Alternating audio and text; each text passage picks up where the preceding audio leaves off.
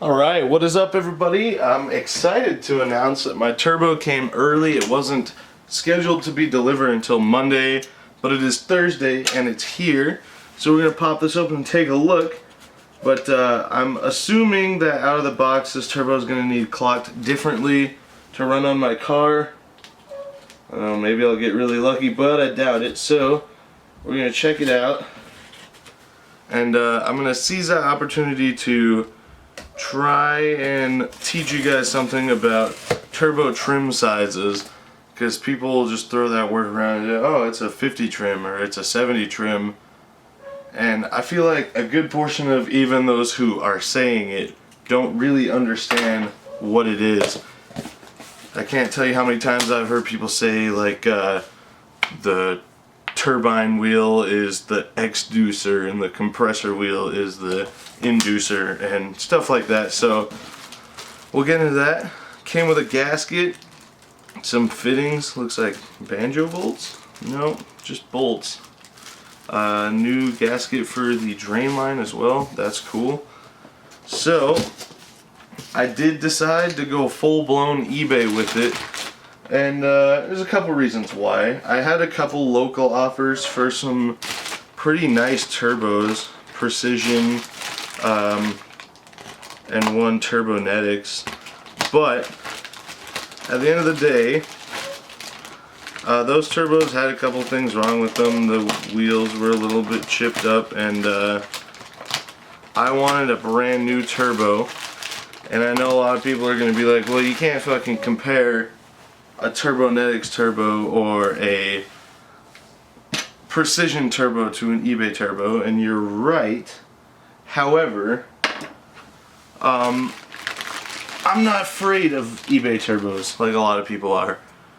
Matt Happel from Sloppy Mechanics is currently making almost 1100 wheel horsepower on an eBay turbo, eBay Wastegate, eBay everything pretty much on his turbo Chevy Colorado. And Boosted Boys, Kyle, he makes 600 plus wheel on his hatch with an eBay turbo. I believe it still has an eBay turbo on it. But anyway, there's plenty of examples of eBay turbos not having as many issues as people say. And the best part is, I even confirmed it with the buyer or the seller I got it from on eBay. This turbo comes with a 2-year warranty, and the seller is 100% willing to honor it. So, on that note, let's pull her out. Start with my main purpose for choosing this turbo, V-band for the downpipe. Beautiful, beautiful thing. It is an internally wastegated 57 trim, which we're going to inspect here in a minute. Turbo, it's about the same size as the last turbo I had on it, but the difference being that this, while the wheel specs are about the same on the hot side, is a .63 AR housing, while the one on my diesel turbo was a 1.05 or 1.03, something ridiculous.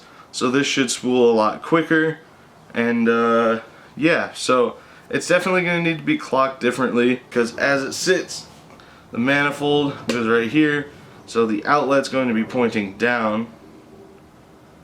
So we're going to need to rotate it, so basically 180 degrees, so this is pointing up, so I can make it work with my current stuff. Hopefully we won't run into an issue that will result in that not working out, and then I'm going to have to unbolt it right here and clock it differently so the oil feed and return are vertical. But yeah, so here's the main selling point that I purchased it for. The V-band downpipe, which is awesome. Internal wastegate, which is also awesome. Probably gonna have to put a manual boost controller on if I want to get anywhere near the boost I'd like to run. Last turbo was on 16 pounds. If I have this at 14 pounds and it's hitting it, you know, before 5,000 RPM, because that's how long it took it to spool on the last one, it'd make a world of difference. So 14 pounds, 2,000 RPM sooner would be a crazy different experience. So that's all I really want out of it, is faster spooling, and hopefully this will do it. So let's dig into it and I'll explain more about trim sizes and inducer and exducer. First thing I'm going to do is take the wastegate actuator off.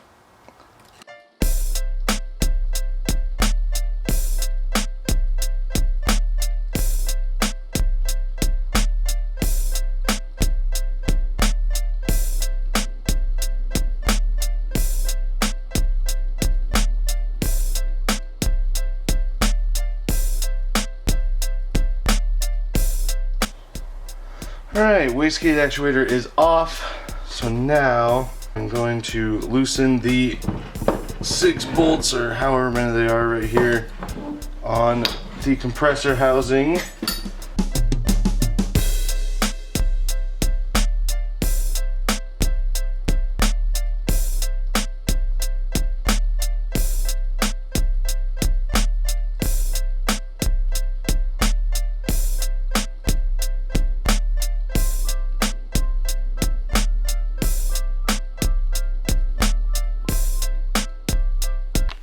Alright, so I have all the bolts loose. So this side, the side that your charge pipe is receiving the actual airflow from, is the compressor side.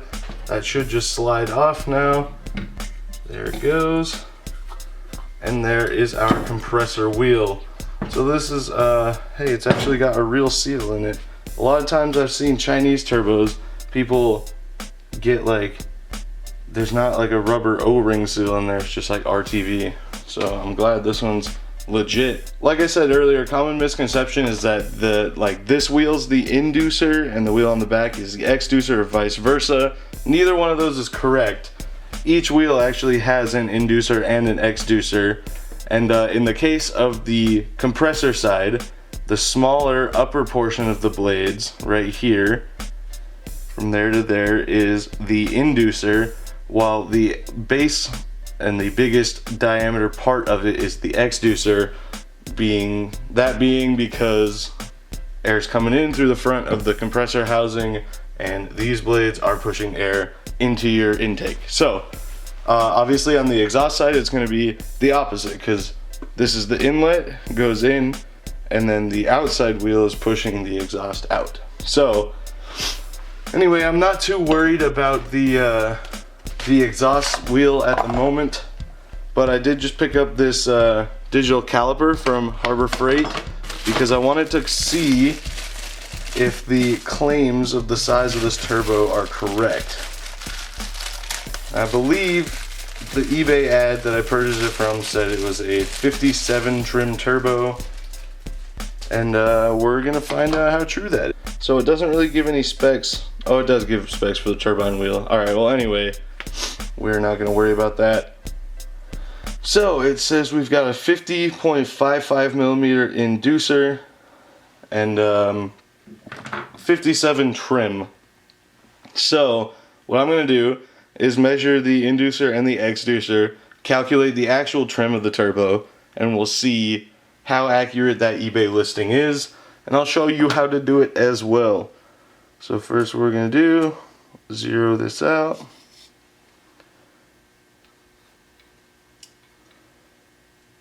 Go from blade to blade. And that is 47.2. Let me try and get it very tip. Be as accurate as possible. Yep, so let's see if I can get to focus on that. 47.12 millimeter inducer. So we've got 75.2, 76 millimeters is 3 inches. So that's about where I expected it to be. So that's good. And let's see if you can fucking focus. There you go, 75.2 millimeters. I was expecting 75, 76. So that's good. So now that we have the actual size of the inducer and exducer, we can calculate the actual trim. But just to be safe, I'm going to re-measure. Alright, so I should have called Jason of Engineering Explained for this one, asked if I could borrow his whiteboard. But the formula to find turbo trim is trim equals inducer squared divided by exducer squared times 100. So in my case, it's going to be 47.2 squared over 75.2 squared times 100. Obviously, I'm using a calculator. I'm not a super genius. 47.2 squared is 2,227.84. And 75.2 squared is 5,655.04. Boom. Keeping up. So now we divide 2,227.84 by 5,655.04, which gives us 39 or 0.39.3, and we multiply that by 100. We get an actual trim size of 39.4. So, not quite the same as the advertisement says, which is a little bit of a letdown, but it is a Chinese turbo, so you expect to get what you pay for. That being said, I'm still going to run it on the car. I expected it to not be quite what it said it was going to be. And we'll double check the math just to stay safe. 39.39. So, yep, 39 trim turbo, not 57. In fact, I don't even know where they would have got that number from, because say we did have a 50.4 trim wheel like they said we do, 50.4 squared is 2,540 divided by 5,655.04. Even that would have only been 44. So, there's been a lot of discrepancy in claims with these turbos that they don't put the wheel in them that is appropriate for the housing, and so on and so forth. But we will see how it does. Luckily, like I said, the seller's completely willing to honor the 2-year warranty, and I'm assuming that includes faults of this kind and whatever, so I'll talk to the seller if it becomes an issue, but I don't think it's going to be that big of an issue, since our hot side is a lot different with this turbo. And you can see right there, I don't know if it's going to be focused enough to see it, but it says AR 0.63, which is a way more efficient exhaust housing in terms of what I'll be using it for compared to what I had on it before. So now I'm going to clock it to fit the Volvo's exhaust manifold and fit on the car properly, and basically sit in it the same way my last one did, which is going to be wastegate actuator facing down. I have to reclock the center section for the feed and drain. I actually still have the barb fitting right here from the last turbo, and I'm hoping it'll be the same thread pattern, but it's not quite looking like it. Nope, different thread pattern, so I need to get a different hose barb, but that's all good. I'm pretty sure the drain is the same. I'll take a look at that, but for now I'm just going to move the camera back, start reclocking everything, and let you guys watch.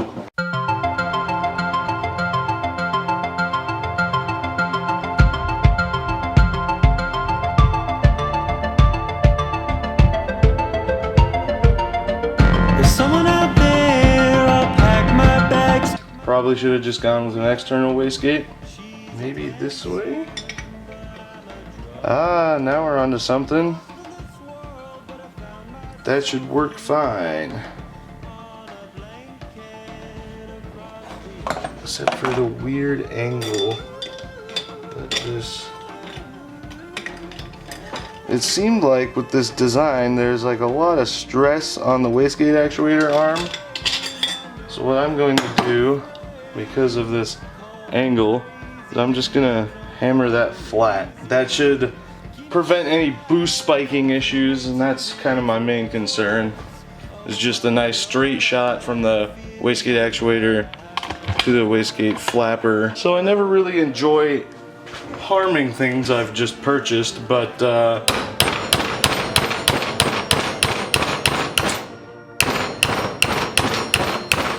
sometimes you gotta do what you gotta do.